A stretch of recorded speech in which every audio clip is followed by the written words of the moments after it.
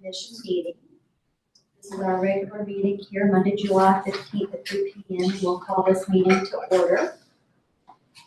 And if everybody's had a chance there to look at the agenda, if you don't have any questions about it, I'd appreciate a motion to follow the agenda as presented. So moved. A motion and second.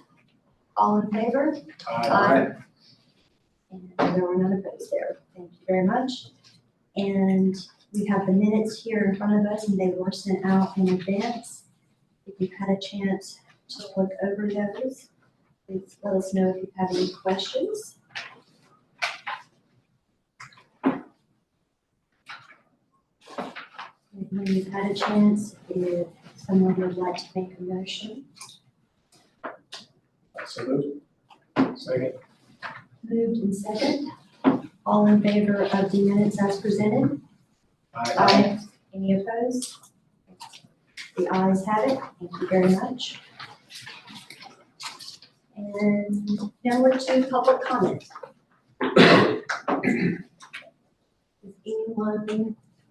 Do we have anyone with us online for public comment? I think there is one person online. Okay. That phone number is just our listening service for transcription. Shoot, okay. No. Okay. Thank you. Yeah. So no public comment. And before we go on, I wanted to welcome Mr. Rob Elliott with us today, and he is our Buncombe County appointee-elect, and I believe that will then be made official at your August meeting. Yes. Wonderful. Welcome, Rob. Thanks. You want to just introduce yourself? I think probably most people know who you are. Yeah, my name is Rob Elliott. I am the Reynolds District Representative to the Buncombe County School Board. Live in Fairview and have 2 students in Buncombe County Schools, and I'm a registered forester in North Carolina, and we'll leave it there. I'm glad to have you with us, Rob. Thank you. And we have, let's see, I think our next item here, we have some reappointments. Apparently, we got to make it official, the reappointment of Matt Kern. We should have done that back in July of 2023, it looks like. Right. And so we can do that retroactively. Yes, yes. Okay, thank you, Paige. So do we have a motion to reappoint Matt Kern for his second term? I'm going to reappoint Matt Kern. Second. We have a motion and a second. All in favor? Aye. Any opposed? Thank you very much, and thank you, Matt, for being willing. I didn't ask you if you were willing to do it again. Retroactively. And George, it looks like it's time for the reappointment of your second term as well, which then would begin in August of 2024. And you're good with that? Thank you. Since George is willing to serve again as the Asheville City Schools representative, just have a motion? Commissioner Wells, I Yes. apologize, but the only person that needs to be officially, formally reappointed is the School Capital Fund Commission.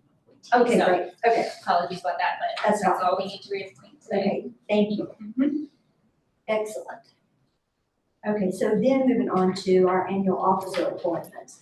So each year, at the first meeting, we always reappoint officers for the School Capital Commission. And so at this meeting, we need to do that. And so we need to appoint a chair, a vice chair, and then typically Paige is gracious enough to serve as our secretary, but we still make that official as well. So let's just start with the chair. Go ahead and do that one. So we're going to do these individually or just on one slate? Individually, please. Okay. That one might be quicker, but let's do the individual thing. That's Okay. what I was thinking. I move that we appoint Terry Wells as chair. Second. Motion and second, all in favor? Aye. Any opposed? Okay. I'm happy to continue being chair for this coming year. Sorry. That's okay. And George, are you willing to continue being vice chair? So George is willing to continue being vice chair. Do we have a motion? So move. Second? Motion and second, all in favor? Aye. Aye. Any opposed? The ayes have it. Thank you. Thank you, George. And then for secretary, and I'll make a motion that Paige continue as secretary, and we very much appreciate your willingness to do that for us. Second. Motion and second, all in favor? Aye. Aye. Any opposed? Ayes have it. Thank you very much. Is that everything you need with that page? Yes. Thank you, official. Thank you.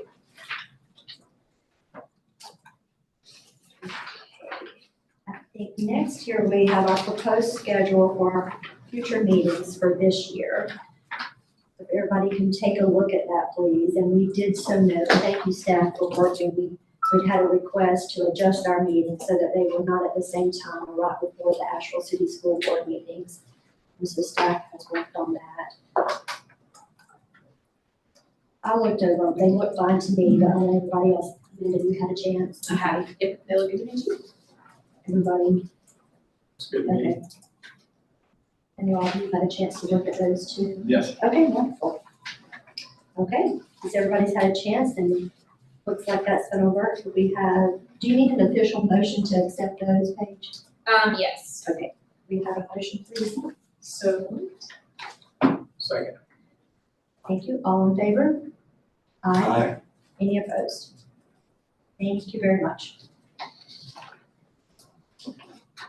All right, then, I think it's you next, Paige, with Yes. financial updates. Sorry, I'm sorry, Terry. Oh, Sorry, Paige. Yeah, I sure. did want to point out February 17th, totally missed this. It is President's Day.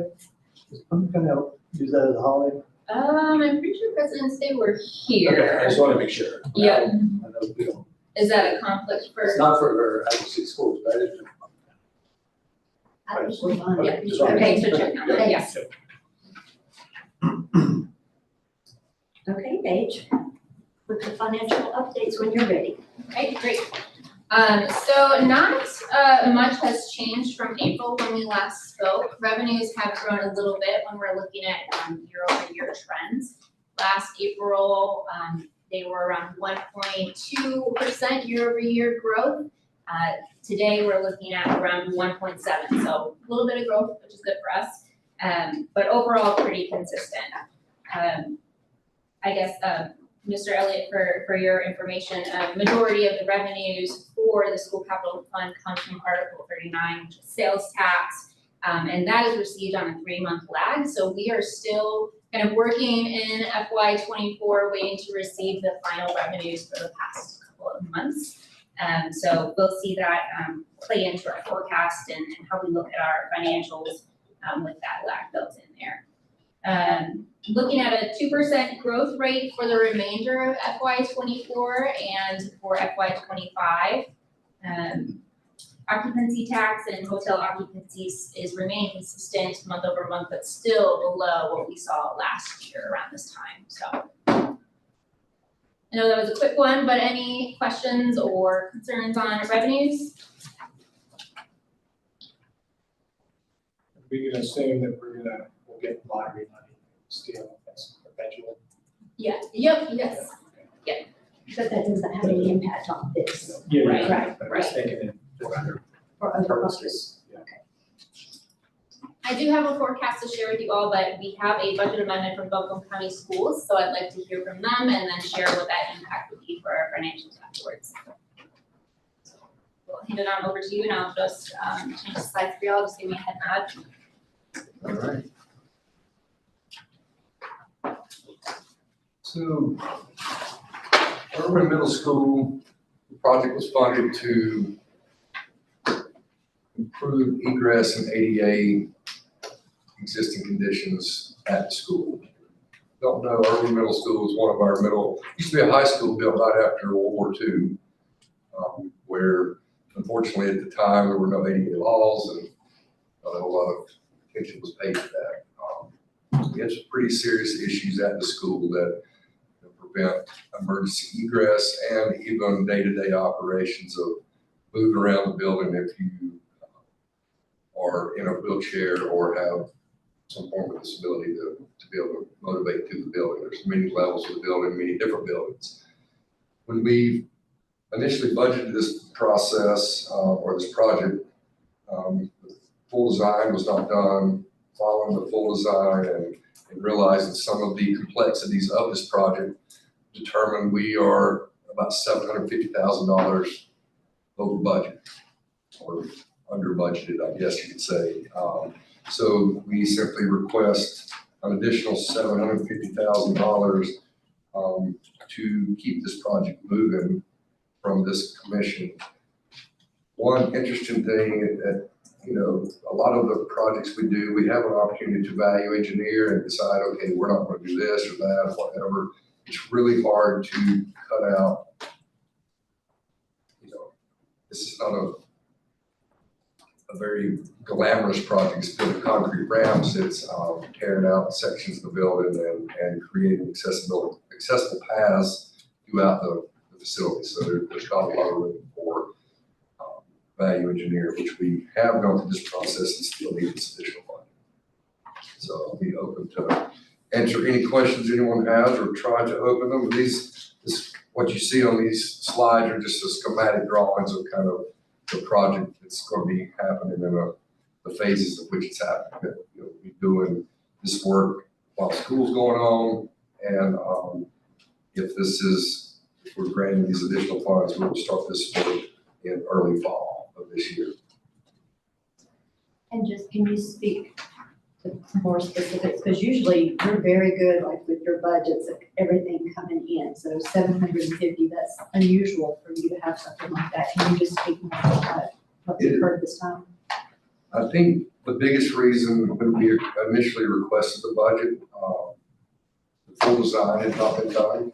And once we got into this aging building and determined some of the complexities of doing the complete work, and then it just, the inflation cost is there. So I think those are the two big keys that led to it's roughly a 25% increase in the project. How much again? About 25%.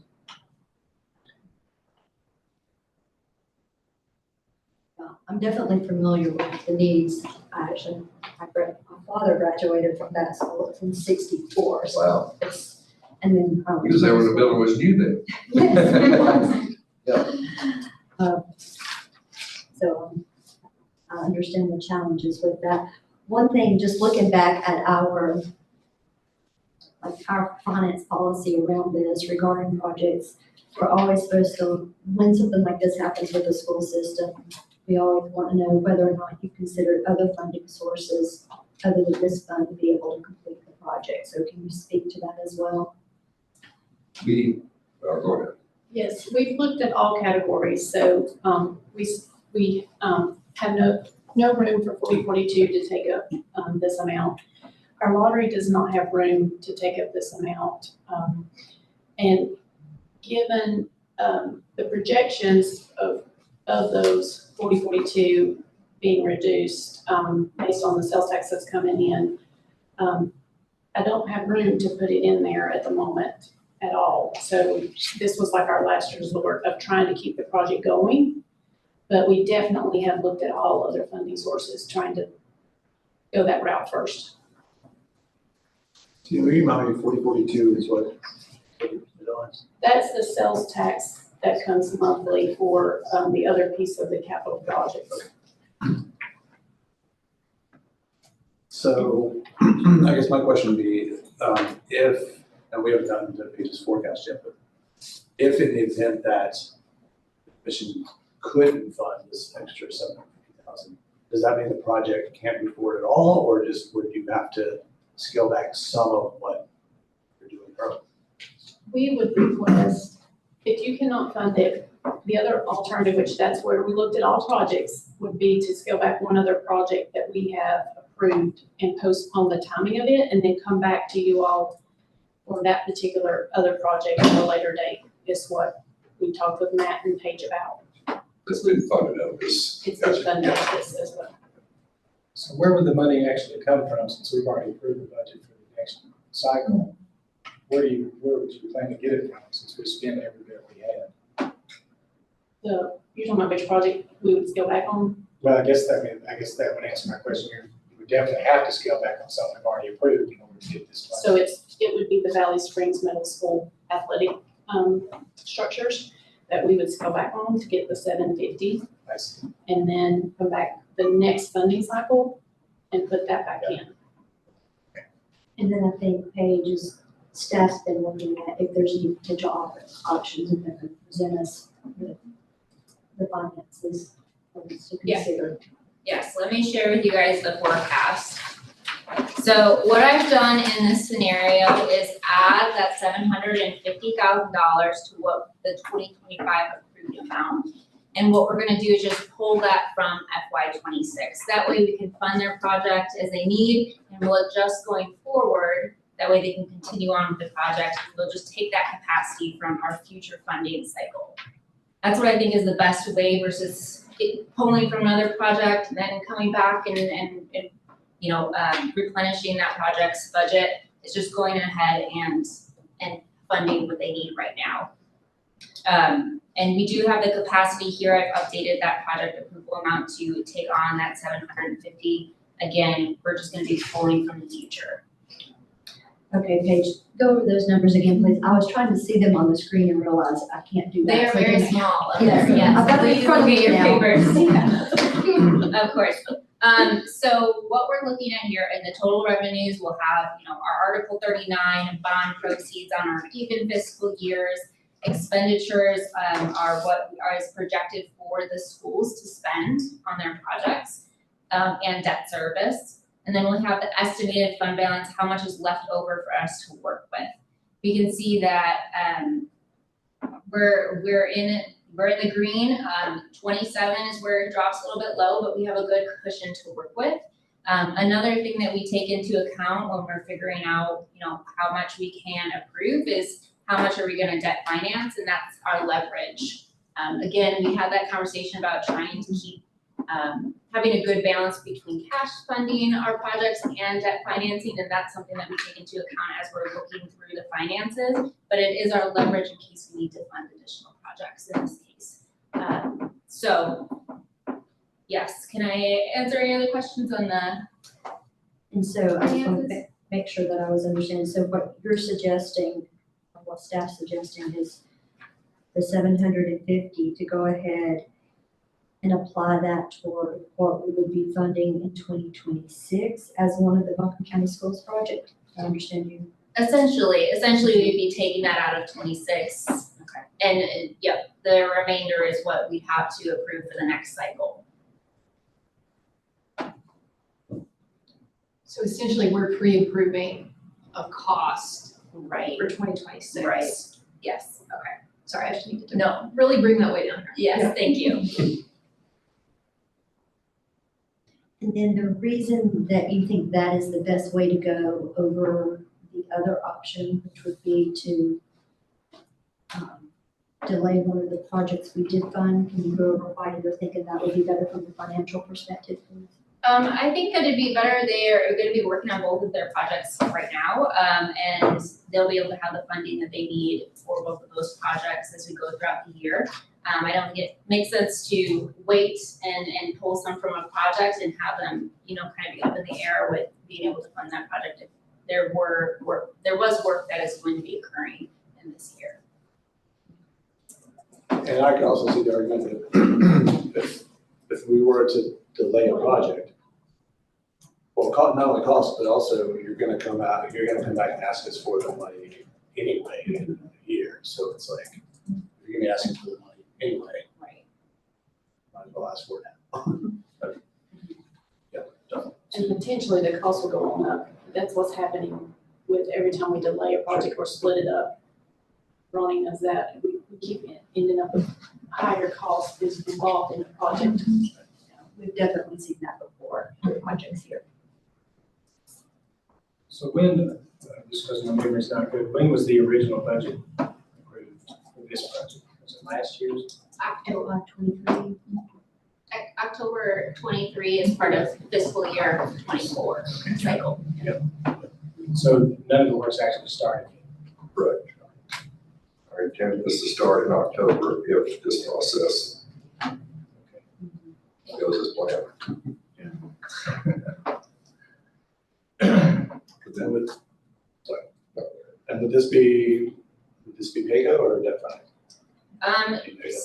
Not yet, so we're gonna see how expenditures and cash flows occur for this year, and we are going for debt in FY 26. So it really is gonna be an analysis performed kind of at that time to see where are we sitting with cash, what do we see coming forward for the next couple of years, kind of leveraging the debt to help us get through the next. Where the market is. Right, And our current estimated fund balance right now is at 25, almost 26 million. correct. Yep.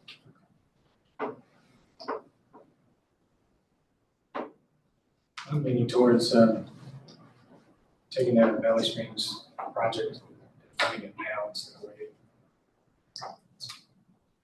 I think is the best scenario. Say that again? Taking there and saying, taking the money out of what's already been approved in Valley Springs Metal for the outdoor rec area that we just approved. Taking that $750,000 out of that for this, and then bringing it back up at the next meeting to approve it again, so to speak. I'm curious, why would you think that versus what staff's recommending with going ahead and improving this and keeping both of those projects going for the reasons that they just discussed? Don't you have to wait if you do that? No, we're talking about going ahead of what staff suggested is to go ahead with the 750, and we're basically pre-approving that one as of what would, that if you go ahead and continue working, it's just because we have this fund balance, we have the means of being able to do this, and it's basically pre-approving it for this next cycle, but they'll be able to go ahead and continue working, proceed with it and start in October. So the money will be there even though we have to be pre-approved money we don't have yet. But we have the money. The money's there. It's projected. Projected. But we have, So it's we have a basically, fund balance. it's basically sitting in the bank right now. It's sitting in And the we're bank. kind of leveraging the fact that the timeline of the actual project spending is going to allow us some space. And then to do that, it keeps us from having to go to the board and say, hey, we want to take $750,000 off this project, and then go back to the board later and say, just kidding, we want to add $750,000 back. But we think just the natural way that the cash flow is going to work, we should be able to roll with it. And then if it's a bond finance project, we'll just pay ourselves back. Thanks for the bringing it up so we can clarify and make sure everybody understands what we're talking about. That's important. Any other questions for Buncombe County Schools or staff? I guess it's really a question for Buncombe County, but I guess it would apply to Asheville City as well. Moving forward, is recognizing that we've got a fund balance right now, looking at like 2027 where things get a little tighter. Is something like this kind of a one-off thing, or are there ways that we can be more prepared, just in general as a commission, to prevent something like having to come back and say, hey, we didn't have these things in place, we gotta come back and ask the commission for more money. And we don't like doing that. Oh, of course, yeah, nobody does, right? Obviously, Yeah. you know, as Ms. Wells mentioned, I feel pretty proud we've done a pretty decent job Right. historically, and continue to hope to do that. There are just some anomalies out there that, some things you run into that are unforeseen, and, you know, it's unfortunately still not a calm time in the construction world either. It's not as predictable as you want to think it should be. So it's a balancing act, trying not to ask for too much, or not enough, and it's a process to. Yeah, no, please understand, I'm not trying to say. Oh, I No, get it, I I get it, because we don't like it either. Yeah. I mean, We feel that's a- that, we don't want them back. Yeah. We try to get it as close and accurate as we can with the known factors, but Well, that's why I was surprised. I think this may be the first time in the past 3 years you've actually come back and had to make this request. It's unusual, Okay. right, that you're having to. I hope we never do it again. Yeah, I'm sure.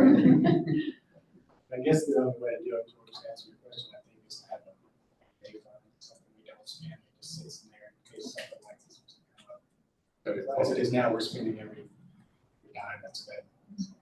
Well, I mean, we do have the fund balance, so yeah, so I guess we're not spending every dime, but I would say, yeah. Okay, Big picture perspective, talking about that for a second, what I think would be smart, and we did this initially, and kind of got away with it, but if we can group like projects as a budgetary thing that allows a little bit of flexibility in between the projects, that's helpful as well. Because you can't be perfect on each one of them. And that's helpful if we can do that with them. so speaking more to that, Well, if you're doing roofing, for example, and you think you've got 4 roofing jobs and you think they're gonna cost $4 million, it may not be exactly $1 million a piece, but you feel confident you can do all 4 of them for $4 million. One of them may cost a little more or less, but it allows you to be a little flexible within that as you come upon anomalies. So I think that's something looking, moving forward will help with some of these situations. Charles alluded to. Well, it does make sense to group things together, present as a group. Correct. Capacity, yeah, that's what it does.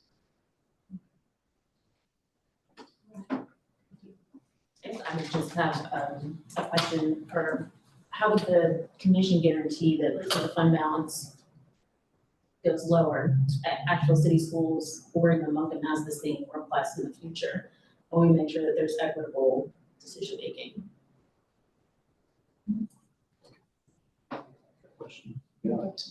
Yeah, I can certainly build that into the analysis, when we come into the next cycle of, remember, don't forget that we gave, Montgomery County Schools $750,000 earlier this year, to ensure that we're staying equitable. But I also mean, if the fund balance in the capital commission goes lower, and let's say Asheville City Schools 2 years down the road as a project, that we come back and say, well, we need an extra 750, and there's no funding there in the fund balance. And then we have to go back and say, sorry, we're gonna have to delay X, Y, and Z projects. I guess that would be my one question, is to make sure that you're able to guarantee that that's an equitable decision. Yes, so, is there, do we have a policy on what we have to keep the fund balance at? And should we? Needs to cover the debt service payments, but. Right. No, I typically just keep a conservative balance in there, a cushion of perhaps like 5 million. If something were to come up, we can cover something, but there's not anything in policy of it needs to remain at this amount. And I think this was what I was trying to get at when we were making the decisions with the amount of money that we have, is what contingency is built in by each school district for this kind of thing to happen. But what are we building in as well to get to Dr. Berman's point? So I think we probably have some work to do on that, in that realm. So I'll tell you all, as financial people, we like policies because it gives us guidelines when we're doing these forecasts. You know, sometimes it's an interesting process for us to be able to say, well, how much should we? We've got one mission here, which is to fund capital across two like but different organizations, right? So if you all wanted to pursue a policy, we would be happy to help. well, how about we'll do some research and come back to us the next time of what we would recommend. Sure. About that. Yeah, it's challenging because are we kind of unique in the state? So it's not like it's, Yeah. you go to other counties and say, hey, what do y'all do, right? So appreciate that research on something that there might not be a lot of research out there. And then that would give us guidance, because in the past, actually, Asheville City Schools has come to and asked for funds before, and we have helped them where their projects have gone over. So it has happened with both school districts. So if y'all would come back to us with some kind of recommendation, we'd appreciate it. Certainly. I would be interested though, in not just getting what is left in the fund balance, but some recommendations too on what is built in for contingencies. like this, particularly as we know the costs are just gonna continue increasing, particularly when projects are delayed. All right. Good conversation there and discussion, things to definitely consider going forward. Do we have a Motion, yes. I will make a motion that we approve the $750,000 additional funds requested by Montgomery County Schools to proceed with the Earl Middle School ADA and egress renovations. Second. We have a motion and second. Any further discussion? Just do we need to make clarification that it's as recommended by staff, that it's from 2026?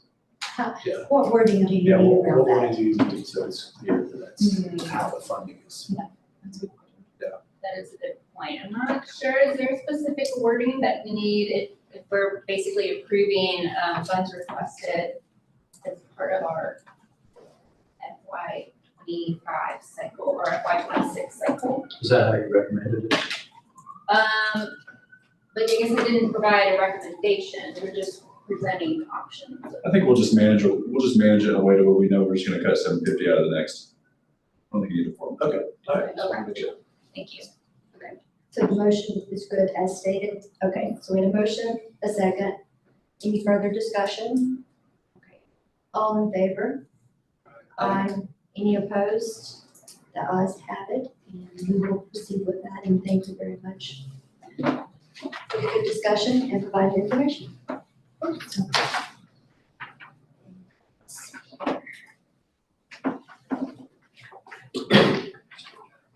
And let's see, was there anything else that staff had, any other updates? I think that's all. I guess just the one thing I did want to talk about, the forecast is something that we've changed, as far as forecasting expenditures. So I've worked with Ronnie and Tina Jones and Clark have been very helpful in projecting out capital expenditures.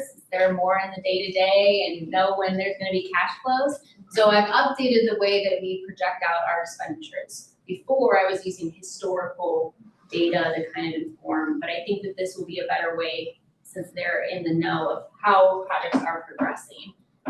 So we'll see that for FY 25, we're expecting a pretty big year for the schools. I believe there's maybe 15 or 20 million increase from when I last showed you guys the forecast. So definitely gonna be a big year. Finishing a lot of projects is what the schools are anticipating is a large amount of expenditure. So we are good. We're good to fund that amount and then that expenditures as our estimated fund balance shows. Again, because of the increase in cash flows, that could mean that we need to issue additional debt, but that's something that we will analyze as we get closer to that actual date when we go for debt. So we can look at the financials as they are in that current moment. So that's all that I wanted to share, just to be transparent about what's kind of going on with the financials in the background. Thank you. Any questions about that? And, okay, well, the schools, anything else that either school wanted to share with us? Okay, wonderful. Any of our commission here have anything else? Any other questions that I want to share? All right, with that, I'll entertain a motion to adjourn. And a second, all in favor? Aye.